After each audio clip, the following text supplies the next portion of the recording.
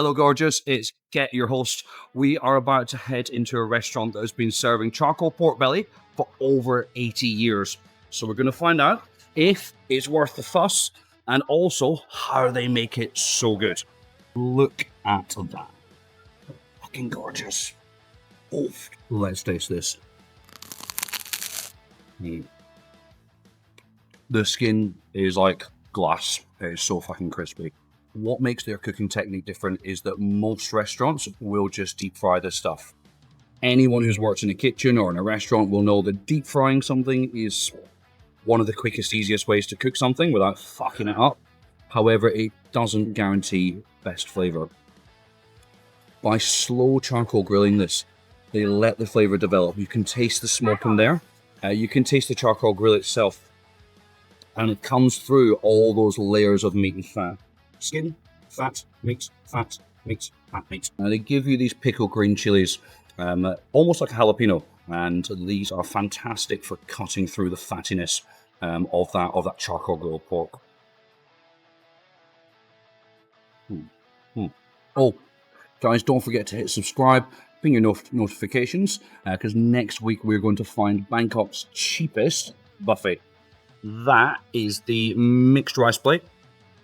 Boom. Let's get into it. First up, lechon. This is Chinese sausage. It is very, very sweet.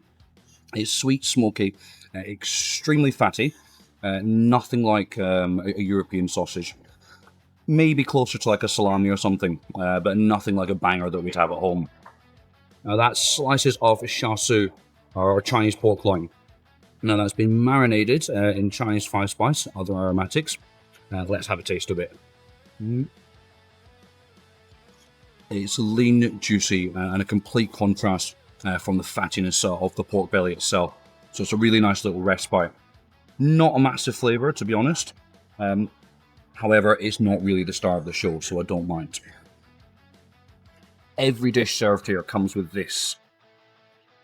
This is it's like a gravy. Let's have a taste of it. On tasting, the easiest way to explain it is it's a cross between, say, a barbecue sauce and a Chinese style gravy. It's sweet, it's thick, it's been thickened with cornstarch, and there's a load of garlic in there as well, which adds a nice punch after all the fattiness of the pork and the sweetness of the sausage.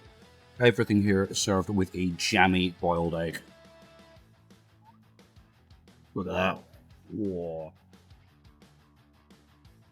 Pork and egg are the best of friends. You need to think only of bacons and eggs. That is a pork bone and bitter melon soup.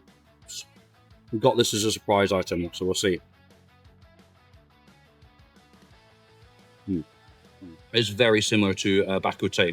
If you've ever had that from Malaysia or Singapore, the exact same. And the thing that makes this pair well with pork is this. It's the bitter melon. And it is intensely bitter by itself. So it needs the pork, the rice, the sweet sauce to counteract, again, those bitter metallic vibes.